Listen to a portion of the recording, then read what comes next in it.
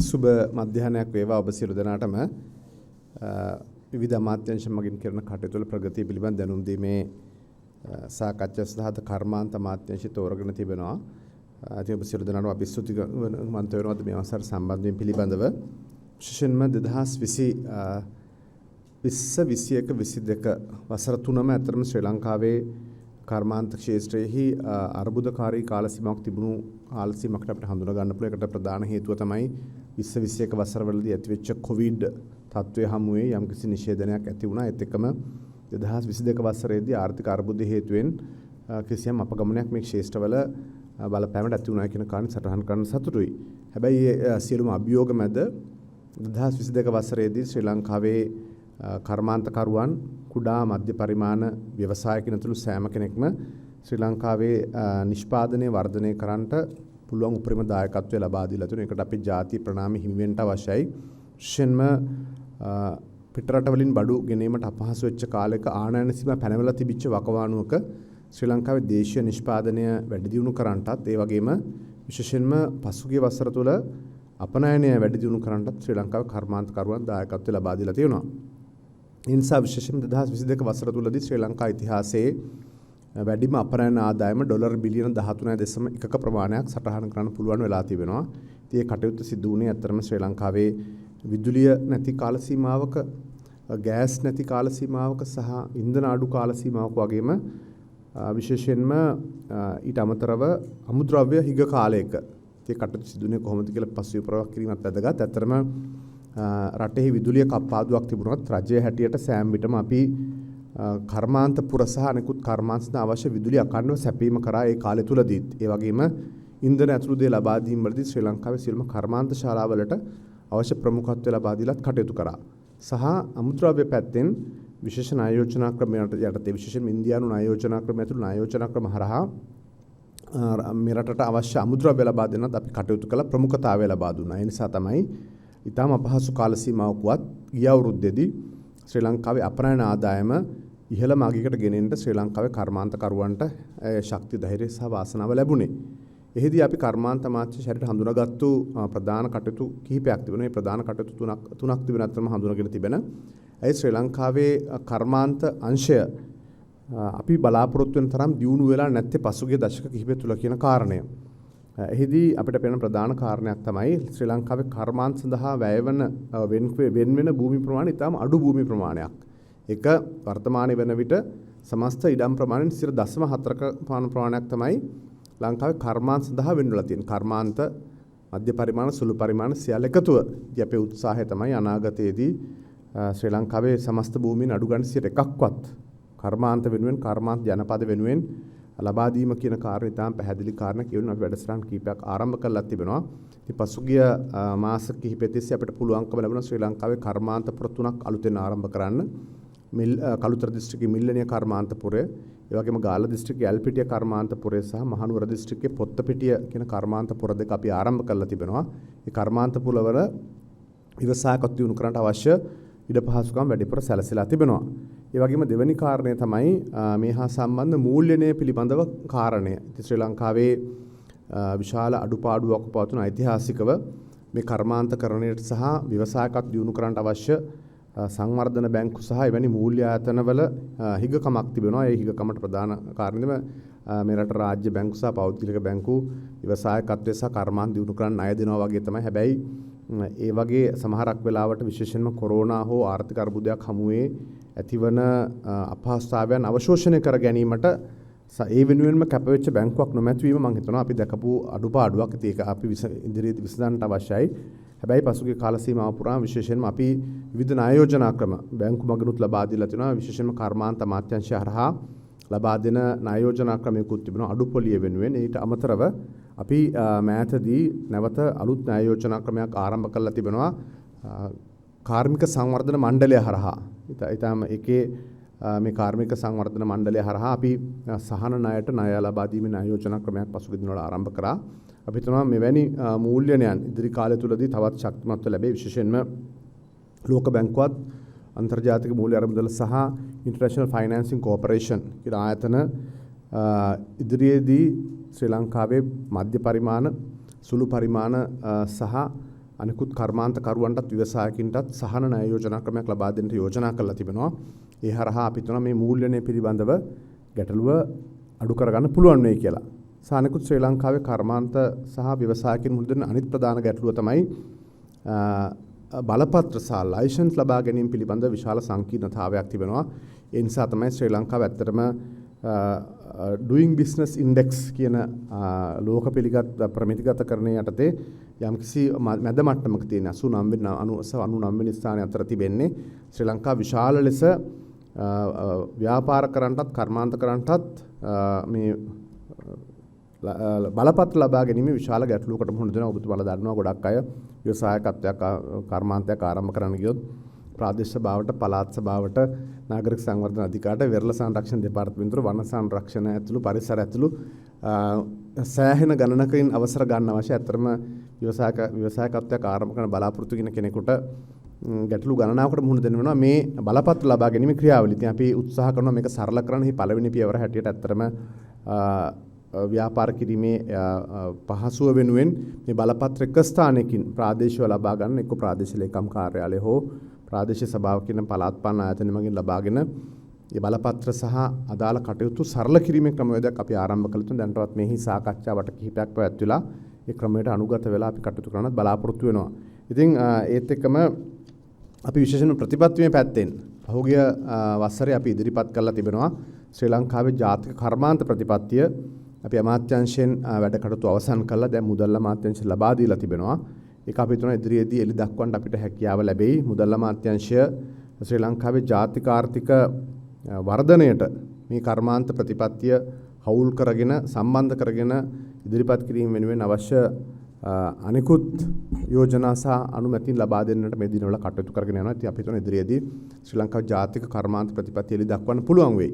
ඉදී බැඳුණු අපිට පෙනෙන ප්‍රධානතම කාරණයක් තමයි ඇත්තරම ශ්‍රී ලංකාවේ කර්මාන්තකරුවන් නිෂ්පාදකයන් අපහසුතාවයටපත් වෙන එකක් තමයි අපේ රට විවෘත ආර්ථික ක්‍රමයන් යටතේ විශාල ලෙස මේ රටට බඩු ආනයනය කරනවා සහ අපේ බඩු සමහරක් වෙලාවට අපේ නිමි භාණ්ඩ ඒ නිසා විශාල වෙළඳපොළක් ඇති රටවලින් එනකොට අපේ භාණ්ඩ තරඟකාරී නොවන මට්ටමක් තිබෙනවා. ඒකට බලපන් ප්‍රධාන ගැටලුවක් රට තුලත් තිබෙන ගැටලුව තමයි සමහරක් වෙලාවට නිමි භාණ්ඩය රටට ගෙන්නුවට බදු රහිතව සමහරක් වෙලාවට අමුද්‍රව්‍ය වලට බදු අය කරන තත්ත්වයක් තිබුණා. ඉතින් අපි පහුගිය මාස කිහිපෙ තිස්සේ එවැනි හඳුනාගත් අමුද්‍රව්‍ය වෙනුවෙන් මේ රටේ බදු අය කිරීම නවත්වන්නට අවශ්‍ය මැදිහත් වීම ලබා දීලා තිබෙනවා. ඒ නිසා ගොඩක් අමුද්‍රව්‍ය මේ රටට දැන් බදු වලින් තොරව අරගෙන ආවොත් අපිට පුළුවන් මෙහි හදන නිමි භාණ්ඩ අනෙකුත් රටවල හදන නිමි භාණ්ඩ වල තත්ත්වයට පරිවර්තනය කරගෙන තරඟකාරීව ඒ අනෙකුත් භාණ්ඩ සමග තරඟකාරී වෙළඳපොළේ මුහුණ දෙන්න පුළුවන් පරිසරයක් සකස් කිරීමලත් අපි අවශ්‍ය විධිවිධාන සකස් කරගෙන යනවා.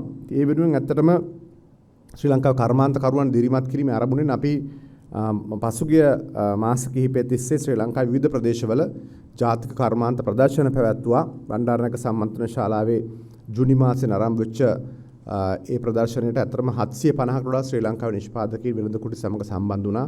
ඒ දෙවන ප්‍රදර්ශනය අපි යාපනයේදී පැවැත්වුවා. ඉතා ඈත ඉතිහාසයේ යාපනයේ පැවතිච්ච විශාලතම ප්‍රදර්ශනයයි ඒ ප්‍රාදේශීයවත් විශාල නිෂ්පාදකීන් ප්‍රමාණයක් සම්බන්ධ වුණා. ඒ තුන්වෙනි ප්‍රදර්ශනය අපි මහනුවර පැවැත්වුවා මීට මාසයකට කලින්. දැන් හතරවෙනි ප්‍රදර්ශනය අපි ගාල්ලේදී පවත්වන්න කටයුතු කරලා තිබෙනවා. මේ බලාපොරොත්තු වෙන්නේ එකක් තමයි නිෂ්පාදකීන් උත්තේජනය කිරීම. දෙකක් තමයි දෙවෙනි කාරණේ තමයි ජාලගත කිරීම කියන කාරණේ. තුන්වෙනි කාරණේ තමයි තෝරාගත් භාණ්ඩ අපනයන වෙළඳ පොළට ප්‍රවිෂ්ඨ කරවන්නේ කෙසේද කියන කාරණේ පිළිබඳව සලකා බැලීම. ඒ නිසා මේ කරුණු මේ ප්‍රදර්ශන තුනෙන් අපි ඉගෙනගත්තු පාඩම් සමග සහ සමාවෙන්න ව්‍යවසායකින් විසින් අපිට හඳුන්වලා දීපු ගුණාත්මක භාවයෙන් සහ තත්වයෙන් ඉහළ ශ්‍රී ලංකාවේ නිෂ්පාදන ජාත්‍යන්තර වෙළඳපොළ අරගෙන යන්නට අවශ්‍ය පසුතල සකස් කරනවා. ඒ වෙනුවෙන් විශේෂයෙන්ම කාර්මික සංවර්ධන මණ්ඩලය මෑතදීත් තෝරාගත් භාණ්ඩ සමග රුසියාවේ පැවැත්වෙච්ච ප්‍රදර්ශනයකට සම්බන්ධ වෙලා ව්‍යවසායකින් රටවලින් සම්බන්ධ කරගන්න කටයුතු කරනවා. ඒ වගේම ඉදිරි කාලය තුලදී අප්‍රිකානු රටවල සහ ඉන්දියාවේ ඇතුළු රටවල පැවැත්වෙන වෙළඳ ප්‍රදර්ශන වලට සම්බන්ධ වෙලා මේ රටේ දේශීය නිෂ්පාදකීන් උන්ට සශක්තිය නේ රටවලට ගිහිල්ලා තමුන්ගේ භාණ්ඩ ප්‍රවර්ධනය කරගන්න බැරි වුණොත් අපේ කර්මාන්ත අමාත්‍යාංශයත් විදේශ කටයුතු අමාත්‍යාංශයත් ඒ වගේම අපනයන සංවර්ධන මණ්ඩලයත් එකතු වෙලා ඔවුන්ගේ භාණ්ඩ වෙළඳපොළට ගෙන යාමේ අපනයන වෙළඳපොළට ගෙන යාම වැඩසටහනක් ක්‍රියාත්මක වෙනවා. ඒ නිසා අපි සටහන් කරන්න අවශ්‍ය ශ්‍රී ලංකාවේ ඊටම තෝරාගත්තු අංශ 20ක ව්‍යවසායකින් කර්මාන්ත අමාත්‍යාංශය සමග කටයුතු කරනවා.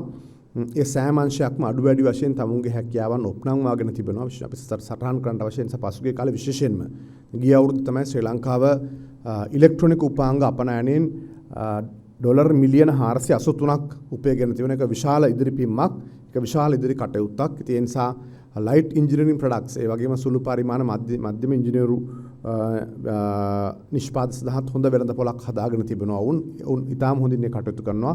සම්භාණ්ඩ පිළිබඳව ශ්‍රී ලංකාවේ කාලයක් තිස්සේ ගොඩනැගිච්ච හොඳ වෙළඳපොළක් දේශීයවත් තිබෙනවා. ඔවුන් විදේශ වෙළඳපොළටත් ප්‍රවිෂ්ඨ වෙමින් තිබෙනවා. ඒ වගේම තමයි මණික් හා ස්වර්ණාභරණ අංශනුත් අපි පහුගිය වසරේ ඩොලර් මිලියන 450කට ආසන්න මුදලක් උපයගෙන තිබුණා. ශ්‍රී ලංකාවේ මුද්‍රණ කර්මාන්තය සහ පැකේජිං හා සම්බන්ධ ප්‍රින්ටිං ඇන්ඩ් පැකේජිං ඉන්ඩස්ට්‍රි කියන එක ශ්‍රී ලංකාවේ ලෝක මට්ටමට ඇවිල්ලා තිබෙන කර්මාන්තයක්.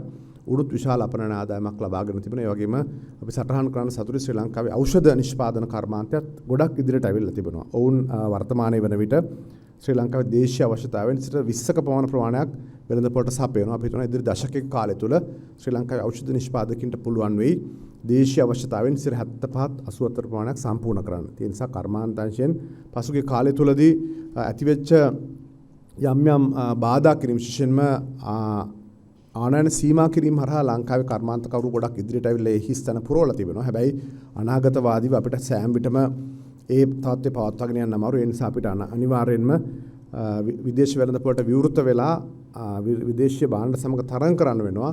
එහිදී අපිට පුළුවන් විදියට දේශීය නිෂ්පාදකයින්ට යම්කිසි ආරක්ෂණවාදී ප්‍රතිපත්තියක් ලබා දෙන්න. පිටරටින් ගෙනෙන දේශීය නිෂ්පාදනය කරන්න පුළුවන් කර්මාන්ත විශේෂයෙන් මට සඳහන් කරන්න අමතක වුණා. දේශීය නානකාමර උපාංග සනීපාරක්ෂක උපාංග කියන බාත්වයන් සෙරමික් කියන අංශය විශේෂයෙන්ම පහුගිය කාලේ ශ්‍රී ලංකා සමස්ත නිෂ්පාදනය රටේ නිෂ්පාදන කරලා ඉතාම ගුණාත්මක භාවයෙන් ඉහළ හොඳ භාණ්ඩ එවැනි කර්මාන්ත යම් පවනකට දේශීය වෙළඳපොළ තුල ආරක්ෂා කරගන්නත් අපනයන සඳහා වුණු යොමු කරන්නට අවශ්‍ය දිරිගැන්වීම කර්මාන්ත අමාත්‍යාංශය මගින් කරනවා කියන කාරණේ අපි සටහන් කරනවා. ඊට අමතරව මේ අමාත්‍යාංශයට තිබෙන ওই කාර්මික සංවර්ධන මණ්ඩලය ඇතුළු ආයතන වගේම ලංකා ඛනිජ වැලි සමාගමත් ඓතිහාසික ලාභයක් පහුගිය වසරේ ලැබුවා. විශේෂයෙන්ම සටහන් කරන්න අවශ්‍යයි. උන්ගේ අපනයන ආදායම පහුගිය වසරේ ඩොලර් මිලියන 34ක් දක්වා වැඩි වුණා. ඒකේ වැදගත්කම පසුගිය වසර ඊට පෙර වසර 10ම සැලකුවොත් ඒ වසර 10ටම උන් එකතු කරගෙන තිබෙන්නේ ඩොලර් මිලියන 44ක්. වැගී අවුරුද්ද විතරක් අපි ඩොලර් මිලියන 34ක අපනයන ආදායමක් ලබලා තිබෙනවා. ඒ නිසා ඛනිජ වැලි ඇතුළු අනෙකුත් ද්‍රව්‍ය නිස්සාරණය කිරීම සහ අපනයන කිරීමේ අංශවලුත් අපි ප්‍රගතියක් අත් කරගෙන තිබෙනවා. බොහොම ස්තුතියි. ප්‍රශ්න කිරීමේ අවස්ථාව.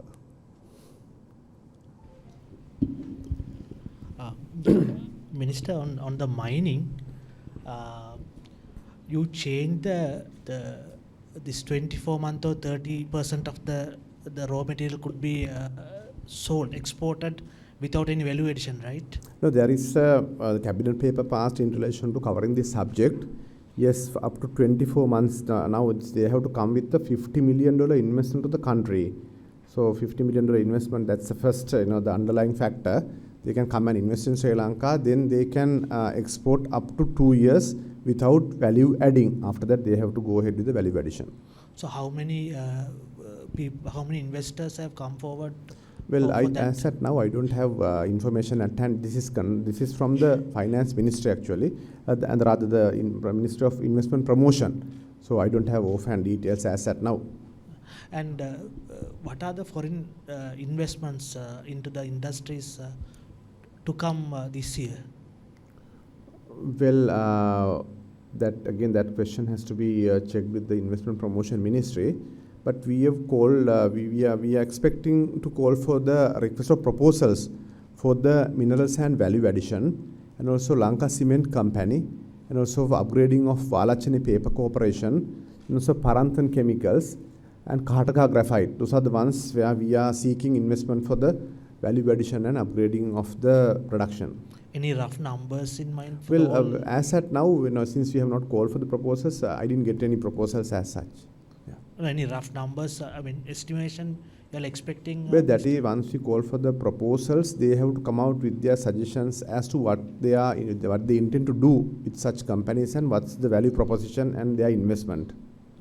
And in your address, you said that one of the key issues the industrialists are facing is the licensing. Yes. How have you relaxed the licensing so far, and what are the future process? Well, we have not relaxed as such, but we have now, say for an instance, for the registration of a business, certain times you have to go to the local government authority, and for the business license, then you have to go to the AGS office. So starting from that level, we need to simplify so that the people can get their license from one particular institution rather than going to two to three agencies.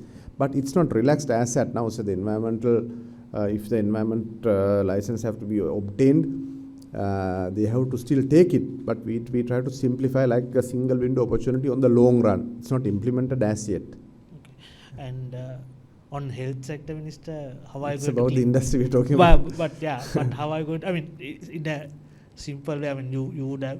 It's only just 2-3 days. But what's the basic idea you have got on, while talking to the people, and what's your plan to clean up the mess up? The basic idea is we have to reiterate the fact that Sri Lankan health sector is something very strong, and World Health Organization always commend the fact that we are one of the countries where we provide highest quality health care at a low and affordable prices. That's the underlying fact about the Sri Lankan health system. But since of late we have been coming out with issues pertaining to the purchasing and supply of good quality medicines to the people of the country. So that's the primary concern of ours. We are addressing that issue. We want to ensure that we provide good quality medicinal products to the people of the country without any shortages. So it will take, we are trying to streamline the process of procurement and also the distribution to the country. But as you know, they had encountered issues because of the financial calamity, because the governments didn't have sufficient funds at time to fund the purchasing of the medicine. So that's why they had to resort to other mechanisms like the credit lines.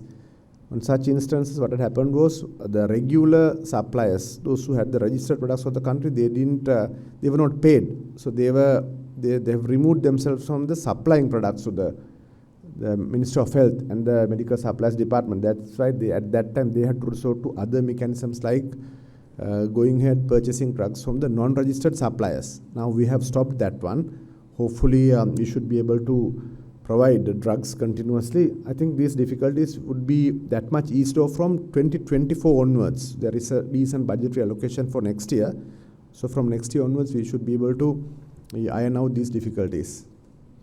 දැන් එමෙතුමා පහුගිය කාලෙත් චෝදනාව ඉල්ලුනේ බාලතත්ත්ව ඖෂධ ලංකාවට ගේනවා කියලා. දැන් නව සෞඛ්‍ය අමාත්‍යවරයා විදිහට ඔබතුමාට සහතික වෙන්න පුළුවන්ද ලංකාවට බාලතත්ත්ව ඖෂධ ගේන්නේ නැහැ කියලා? අපේ උත්සාහය ඇත්තටම අකණ්ඩ සැපයුමක් ගුණාත්මකභාවය ඉහළ ඖෂධ ලබා දීම පිළිබඳව ශ්‍රී ලංකාවේ වෛද්‍යවරුන් විසින් හඳුනාගත්තු ඖෂධ වර්ග 850ක් තිබෙනවා අත්‍යවශ්‍යයෙන්ම ලබා දිය යුතු. ඒ ඖෂධ 50 ලබා දීමේ ක්‍රමවේදය ඇත්තටම ඖෂධ නීතිගත සංස්ථාව මගින් සහ වෛද්‍ය සැපයුම් අංශය මගින් මේ ඖෂධ මිලදී ගැනීම කරනවා. මේ මිලදී ගැනීම ක්‍රමවේදයේදී ඉතිහාසය පුරාම තිබුණු ක්‍රමය තමයි ලංකාවේ ලියාපදිංචි ඖෂධයක්. ලියාපදිංචියෙන් පසුව මේ ඖෂධ රටට ගෙන්වීමේදී ටෙන්ඩර් ප්‍රදානයෙන් පසුව ගෙන එන බෙහෙත් ගෙන එීමේදී සෑම විටම ලංකාවේ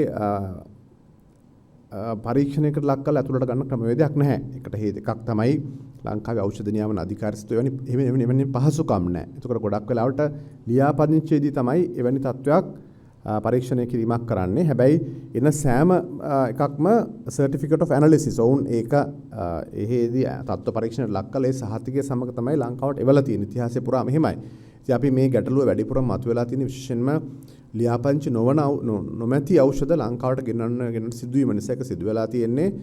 ඔබ මම කලින් කිව්වා වගේ ගෙවීම් කරලා නැහැ සමහරක් ලියාපදිංචි සහ සැපයුම් කරුවන්ට. ඉතින් ගෙවීම් දැන් ගොඩක් වෙලාවට කරගෙන ගිහිල්ලා තියෙනවා.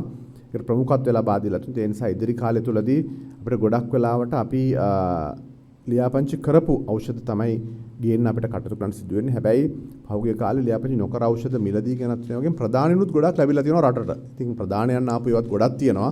ඒවා ඉතින් සද්භාවයෙන් කරපු කටයුතු සමහරක් දේවල් නමුත් අවාසනාවකට වගේ සමහර ප්‍රතික්‍රියා ඇති වෙලා තිබෙනවා. සද්භාවයෙන් කරපු කටයුතු වගේම සද්භාවයෙන් නොකරපු කටයුතුත් වෙන. ඉතින් අපිට පුළුවන් වෙන්නේ එකක් ක්‍රමවේදය සකස් කිරීම සහ අනෙක් එක විවිධ කටයුතු සිදු කරන පරීක්ෂණත් මේ සම්බන්ධයෙන් ඒ අනුව කටයුතු කරන්න තමයි පුළුවන් වෙන්නේ. ඉතින් අපිට අවශ්‍යයි අපේ උපරිම බලාපොරොත්තුව අපේ පැතුම රට ජනතාවට බාධාවකින් තොර අඛණ්ඩ ගුණාත්මකභාවයෙන් ඉහළ ඖෂධ ලබා දීම.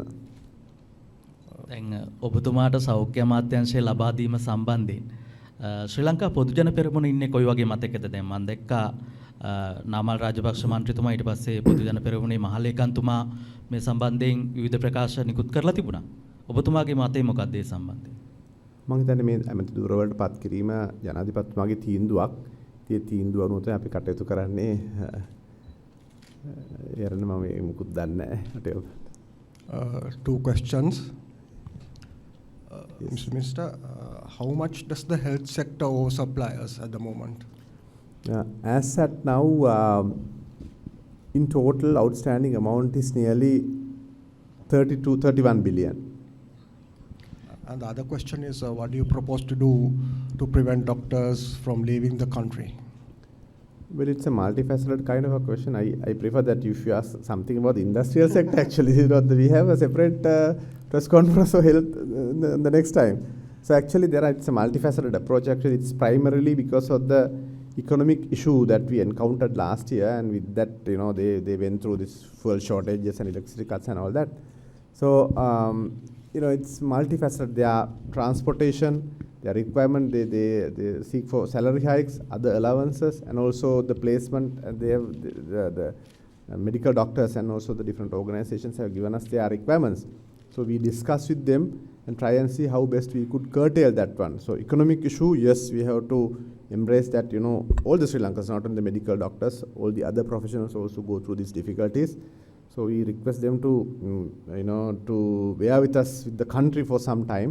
Possibly things would become better in 2024.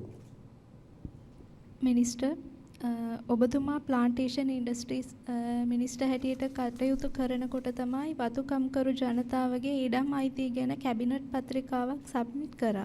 දැන් ඒ මිනිස්ට්‍රි එක වෙනස් වෙලා තියෙන නිසා ඒකට මොකද්ද වෙන්නේ මිනිස්ටර්? නැත්නම් ඒක ආයේ ෆස්ට් ඉඳලා පටන් ගන්න ඕනේද? කොහොමද ඒකේ ප්‍රගතිය? අවශ්‍ය වෙන්නේ නැහැ. ඉතින් ඒ කටයුතු ඉදිරියට කරනවා. ඇත්තටම පසුගිය කැබිනට් රැස්වීමේදීත් ගරු ජනාධිපතිතුමාගේ ප්‍රධානත්වයෙන් පැවති විශේෂ සාකච්ඡාවකුත් පැවැත්වුණා. ඇත්තටම ජීවන් තොණ්ඩමන් ඇමතුමාත් සම්බන්ධ අපි ඒක අපි ඉදිරිපත් කළ තියෙන සාමූහික කැබිනට් පත්‍රිකාවක් හැටියට මමත් ඉඩම් අමාත්‍ය හරින් ප්‍රනාන්දු මැතිතුමාත් ජීවන් තොණ්ඩමන් ඇමතුමාත් තුන්දෙනාම එකතු වෙලා ඉදිරිපත් කළ තියෙන එකේ අදහස් කරන්නේ ශ්‍රී ලංකාව ඉඩම් නොමැති වතුකම්කරු ජනතාව ලංකාවට වසර 200ක් ගත වෙනවා. ඒ වෙනුවෙන් අපි විශේෂයෙන්ම ඉඩම් හිමිකාරීත්ව නොමැති වතුකම්කරු ජනතාවට අඩු ගානේ පර්චේස් 10ක ඉඩම් කොටසක් ලබා දිය යුතු කියන යෝජනාව ඉදිරිපත් කරලා තිබෙන්නේ. ඒක ප්‍රතිපත්ති වශයෙන් රජය පිළි අරගෙන අතුනේ 36 හා සම්බන්ධ කටයුතු ඉදිරියට සිදු කරනවා. වෙනස්ඩේ තිබුණ කැබිනට් සබ් කමිටි මීටින් එකේ මේ ගැන සාකච්ඡා කළා. ඒ සම්බන්ධයෙන් තමයි කතා කරේ. සබ් කමිටි එකේදී. yes. ඇමතුමා මේ දැන් පහුගිය දවසක සිද්ධ කරපු විදුලි ගාස්තු සංශෝධනයත් එක්ක කර්මාන්තකරුවන්ට යම් බලපෑමක් වෙලා තියෙනවා කියලා කර්මාන්තකරුවන් කියනවා. එතකොට එයාලා සම්බන්ධයෙන් රටට යම් ආර්ථිකයට දායකත්වයක් ලබා දෙන කර්මාන්තකරුවන් වෙනුවෙන් විදුලි ගාස්තුව සම්බන්ධයෙන් යම් සහනයක් සැලසන්න හරි මොන හරි වැඩපිළිවෙලක් තියෙනවද? ඇත්තටම කර්මාන්තකරුවන්ට ඉතිහාසයේ පුරාම ලබා දීලා තියෙන ජනන වියදමට වඩා අඩුවෙන් තමයි මේ විදුලිය සැපෙන්නේ. අදටත් එහෙමයි. මට මතක විදිහට 40 රුපියල් එකකින් 41ක් වෙනකොට උන්ට දුන්නේ 26කට. දැන් අලුත් වැඩිවීමත් එක්ක මට නිශ්චිත ගාන ප්‍රකාශ කරන්න බෑ. හැබැයි ජනන වියදමට වඩා අඩුවෙන් තමයි කර්මාන්තකරුවන්ට ලබා දෙන්නේ. ඒකත් ප්‍රමාණවත් නැහැ. ඇත්තටම ශ්‍රී ලංකාව ඉතිහාසයේ පුරාම විදුලිය, ජලය, ගෑස් සහ ඉන්ධන ලබා දීලා තිබෙන්නේ සහනාධාරම. සහනාධාර කියලා කියන්නේ අර වියදමට සරලන මුදලක් නෙවෙයි අය කරලා තියෙන්නේ. ඒ නිසා තමයි ඇත්තටම ආර්ථික අර්බුදයෙන් පස්සේ ජනන වියදමට සරලන වියදමක් පාරිභෝගිකයන් අය කරනකොට උන්ට දරා ගන්න බැරි මට්ටමකට හදිසියේ පරිවර්තනය වුණා. ඉතින් ඒක මේ අන්තර්ජාතික මූල්‍ය අරමුදල අඛණ්ඩව කියන කාරණයක් තමයි cost reflective prices කියන එක. ඒ කියන්නේ ඔබට යන වියදම ඔබ පාරිභෝගිකයන් අය කරගත යුතුයි. ඒක රජයට දරන්න බෑ සහනාධාරයක් හැටියට කියලා. ඉතින් ඉතිහාසෙ පුරාම අපි කරලා තියෙන්නේ විදුලියත්, ජලයත්, ගෑස් වගේ දේවලුත් ඔබට මතකයි. ඉතින් නියම මිලට ගෙනෙන්න සිදු වුණා. ඉන්ධනත් එහෙමයි. ඉතින් ඒවා සාමාන්‍ය මිලට අරගෙන පැමිණීම හරහා හදිසිය ඇතිවෙච්ච තත්වයකුත් එක්ක කර්මාන්තකරුවන්ට අනිවාර්යයෙන්ම අනියත බලපෑමක් ඇති වුණා. හැබැයි දැන් යම් සහන ක්‍රියාමාර්ග ගන්නවා. විශේෂයෙන්ම ඔබ දන්නවා ඇති ළඟදී ගිය සතියේ ගරු විදුලි බල ඇමතුමා ප්‍රකාශ කළා සූර්ය පැනල මත ජනනය කරන විදුලිය කර්මාන්ත ශාලාවල ගොඩක් තැන්වල තියෙනවා. ඒවා මෙතෙක්කල් ඔවුන්ට කලින් දුන්නේ කලින් ස්ථාවර කරලා 1.22ක් රුපියල් 22ක් ලබා දුන්නේ. දැන් ඔවුන්ට ඔවුන්ගේ විදුලිය ඔවුන්ටම භාවිතා කරන්න එකක ගාන අවශ්‍ය අනුමැතිය කර්මාන්ත විදුලි බල ඇමතුමා ලබා දීලා තියෙනවා. ඒක කර්මාන්ත කරුවන්ට සහනයක්.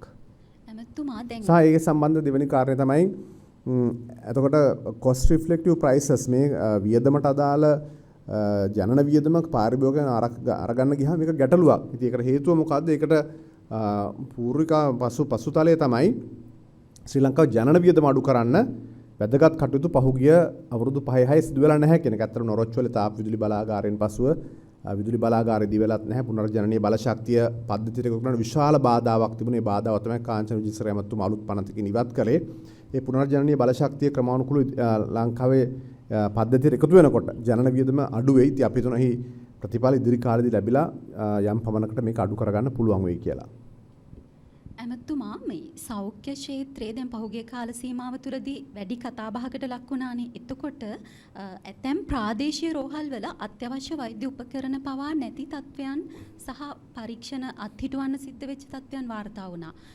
දැන් ඒ තියෙන ඖෂධ හිඟයට වෛද්‍ය උපකරණ හිඟයට ඔබතුමා අලුත් සෞඛ්‍ය ඇමතුමා විදියට මොන වගේ වැඩපිළිවෙලක්ද මේ දෙකම ආමන්ත්‍රණය කරන්න අවශ්‍යයි. ඇත්තටම උපකරණ හිගියකුත් තිබෙනවා. ඉතින් අපි මේ දෙකම ක්‍රමානුකූලව ආමන්ත්‍රණය කරමින් තියෙන. ඉතින් ඒ සම්බන්ධයෙන් අපි ඊයේත් මුදල් අමාත්‍යාංශයේ සාකච්ඡාවක් පැවැත්වුවා ගරු ශයන් සේමසිංහ ඇමතුමා සමග. ඉතින් ඔවුන් ඇත්තටම මුදල් අමාත්‍යාංශයත් ඉහළින්ම ප්‍රමුඛතාවය දෙන අංශයක් සෞඛ්‍ය අංශය. ඒ නිසා ඔවුන්ට ලැබෙන ප්‍රතිපාදන අනුව මේ එකතු වෙන අරමුදල් අනුව ඒකවද අරමුදලට සහ ලැබෙන ප්‍රතිපාදනයන් අනුව බදු එකතු කිරීම ඇතුළු දේවලින් ඔවුන් සෞඛ්‍ය ශාස්ත්‍රයේ මූලික කරවලා තිබෙනවා. ඒ නිසා අපි හිතනවා ලබන වසර වෙනකොට 2024 දී කොහොමත් අපිට මීට වඩා අනිවාර්යයෙන්ම යහපත් තත්ත්වයක් ඇති කරගන්න පුළුවන් වෙයි කියලා.